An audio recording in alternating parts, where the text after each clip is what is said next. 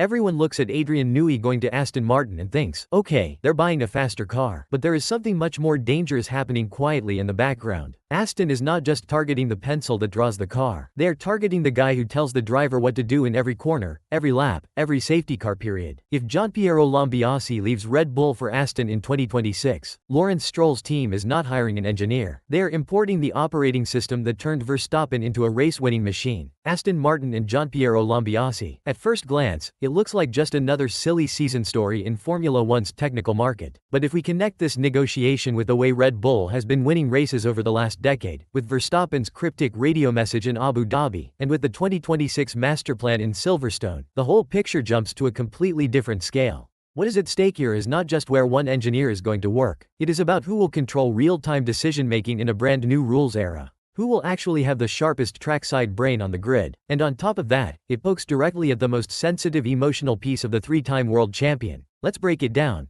On the surface, the story is this. Aston Martin, fired up by Adrian Newey's arrival and fully focused on 2026, is in advanced talks with Gianpiero, GP, Lambiase for a senior leadership role. This is not empty paddock gossip. These are described as advanced conversations, with a concrete offer for him to take on a management position in the team's race operations. But if you look at it only as Aston wants to steal Max's engineer, you miss about 80% of the story. To understand how big this move is, you need to understand who GP is inside Red Bull. On paper, he is Max Verstappen's race engineer. In practice, he is the guy who turns everything we do not see, simulation, data, race scenarios, tire degradation, political pressure, the driver's emotional state, into a coherent sequence of decisions on track. You're not going to try again? Because I had a read. It's not qualifying, Max. Box, please. Yeah, I know, but I want to have a proper read. Yeah, I don't give a if I'm with V10. Just execution. Okay, and then when the track was 2 seconds quicker for your final lap and you didn't have any energy left, how would that have gone down? But you tell me what you want to do in Q3 and we'll do it. Let me know. Sets, fuel, run plan. GP is the one who takes the Verstappen, the monster of a car Red Bull has given him for years, and makes that combination work, lap after lap, under any kind of pressure. The Max GP duo has become almost its own entity. Those harsh-sounding radio messages? They are not fights. They are a highly efficient internal language. GP knows when to ignore a request from Max, when to say no, when to tell the driver to focus, when to unleash his instinct. That is an asset as valuable as a good engine. Take is available if you want to cancel a clip. Alright, back to mode 10. Yeah. Okay, do it yourself, Max. Seasons now, yeah. Coming at, the end of this season will be 8. I thought you was going to say too long. Yeah, don't necessarily shit as well. Okay, Max, we'll need a bit more detail than that. Not everything is digital, please, mate.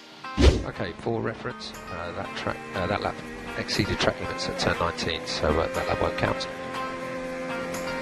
Don't answer me. Thank you. I don't know what you're going to say. Look at the onboard now. Same pace as Hamilton. Please, no talking and at the braking. Understood, Max. Gap 3.6. No talking and the braking, man. Do you want me to do this for you in your ear? You want me to be in your ear like that? No. Do you want me to be in your ear like that? Nah, no talking under the braking.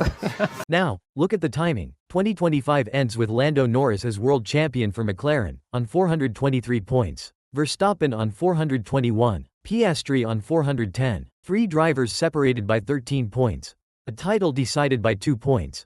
After years of almost humiliating dominance, Red Bull loses the championship by a photo finish. They are still incredibly strong, but no longer inevitable. Right after the checkered flag in Abu Dhabi, we hear the radio. Lambiase trying to lift Max's spirits, heavy atmosphere, his voice clearly breaking. And Verstappen replies, "We showed them, one last time, who's boss."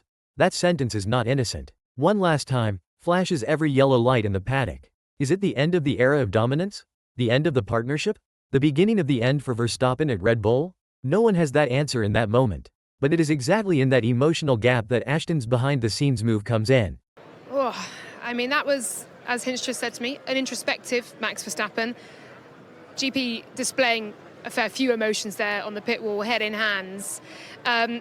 Your thoughts on Max Verstappen's reaction to tonight? Honestly, I didn't know if I could be more impressed with Max Verstappen, but how he's handled this whole kind of run-up to this potential championship. While Red Bull processes the defeat and life after Newey, Silverstone floors the throttle on its plan.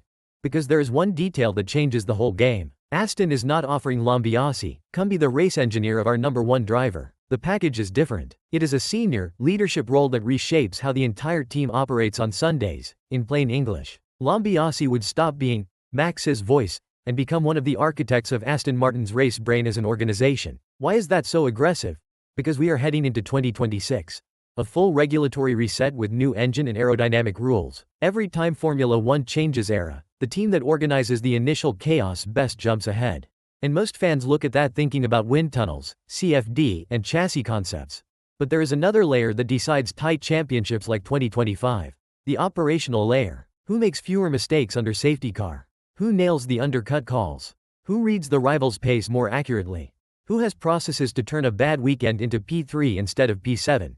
And it is exactly that layer Aston is trying to buy. With Newey, they bring in a car concept from another planet. With Lambiase, if he comes, they import the methodology that converts that potential into points on race day. It is not just a name. It is a system. Now, let's connect this to what is going on inside Red Bull. Newey is gone, announced as a central piece of Aston's 2026 project. The atmosphere in Milton Keynes, which for years was the most stable and desired workplace on the grid, suddenly has cracks. Pressure from McLaren, a lost title, a heavier political climate, and the perception, fair or not, that the cycle of dominance may have passed its peak. Inside that reshuffle, the plan was simple. Hold on to the pillars that remain and promote them. And Lambiase was on that list. There was a very strong expectation that GP would gradually move from Max's race engineer into a more strategic role inside Red Bull's performance and race operations structure. A kind of formalized head of race operations. If Aston comes in with an offer that gives him that step immediately, with the extra advantage of joining a project from scratch together with Newey, that is where the dilemma begins. On one side, Lambiase has loyalty, history, titles, and a very strong personal bond with Verstappen. On the other, a career leap. From being an executor of excellence to a system designer, in an environment starting from point zero in a new era, with virtually unlimited resources. And there is one more element that spices this up. Verstappen's own public statements.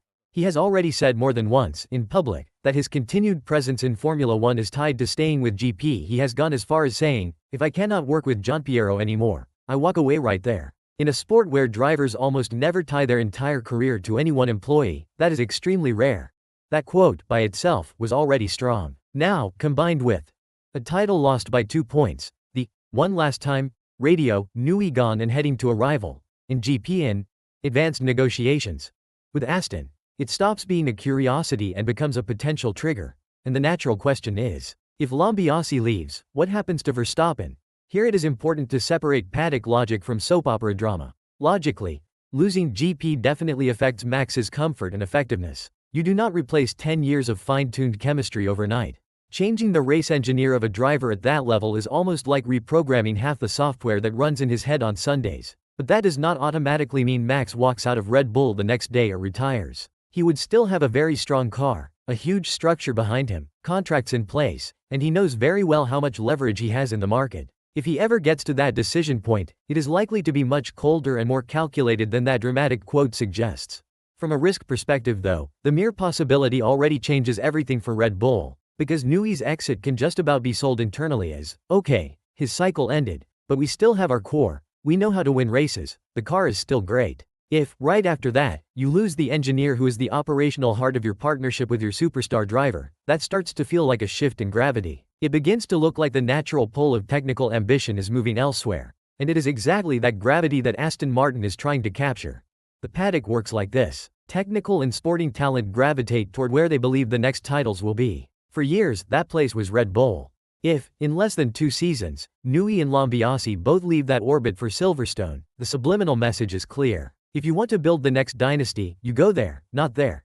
See how this goes way beyond a simple one-off.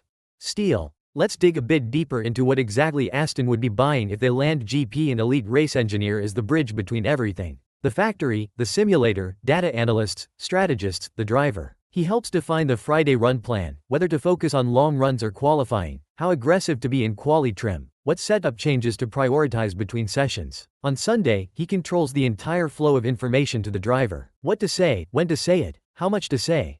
In a championship decided by 2 points, every moment where you avoid an overcut, pick the right compound for a restart, or calm a driver down to protect his tires instead of giving in to adrenaline is worth a lot. And Lambiase is not just that. At Red Bull, he already acts as a cultural reference. He is the model race engineer the younger ones try to emulate. He helps write the briefing and debriefing processes, tune the tools that link the simulator to the track, and translate the Newey-style car philosophy into the behavior the driver needs to adopt. In Silverstone, alongside Newey, he could replicate that culture from day zero, but with something that might be even more attractive to an engineer: the freedom to design the new house exactly the way he believes is ideal, without dragging 15 years of legacy behind him. Obviously, that does not come without risk, and this is the part few people talk about. The success of the Verstappen-Lambiase duo is the product of talent plus ecosystem. It is not plug and play. Red Bull built a structure around them that supported and amplified that partnership. Taking GP to another team is not like carrying magic in a suitcase. You had to fit him in with different strategists, different drivers, a different culture, a different engine,